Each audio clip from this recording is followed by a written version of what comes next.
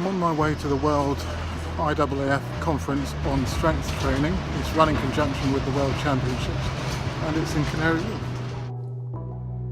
The session was taken by renowned throws coach Sean Pickering. Sean was an elite thrower back in the day.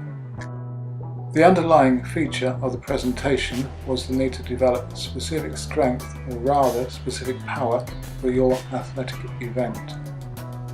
Rate of force development was identified as being crucial. Rate of force development is all about being able to exert, obviously, maximum force when you come to throw a javelin or take off in the long jump, and that force has to be exerted in a very quick time.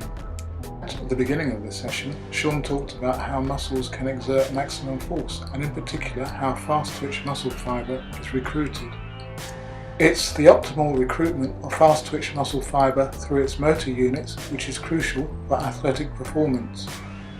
Sean identified the power requirements of various events, for example the javelin, where the javelin is released at a speed of 28 meters per second. Thus, training methods need to be able to allow the javelin thrower or the athlete, whatever their event, to generate such speed or force. Sean then identified some methods and exercises by way of which you can develop this rate of force development. Plyometrics are crucial, and in particular the stretch shortening cycle. In the above video you'll see a specific exercise being performed with a heavy weight, but it also involves a plyometric response as the lifter drives their feet into the floor. In a few seconds you'll hear Sean speak specifically about this. Still trying to apply speed and applying that stretch reflex, the pre-tension, in order to get that boost of acceleration and rate force development. Certain exercises were identified as being able to enable the athlete to generate more speed and power. For example, hang cleans and hang snatches, as opposed to variants that are performed from the floor. There was also a very interesting debate on how much maximum strength is actually needed.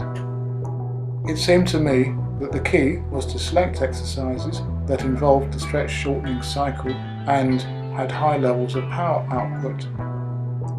Take a look at the above exercise where the eccentric phase is being enhanced and therefore a greater stretch reflex will occur at the bottom of the movement before the athlete drives up into the push.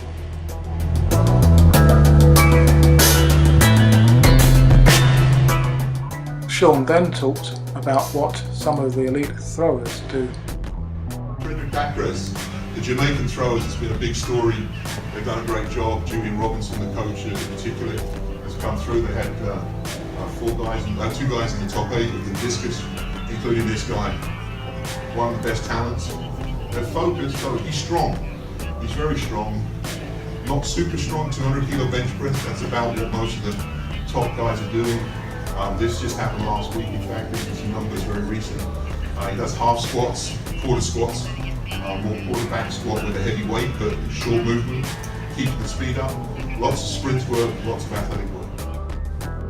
Sean went on to discuss the training regimes of other elite throwers and focused specifically on how they juggle the needs of their events in terms of power and speed. There seemed to me a much less emphasis on maximum strength and, to reiterate, the need to develop rate of force development and increase speed and power. Hopefully this brief overview of the session will give you food for thought for your training.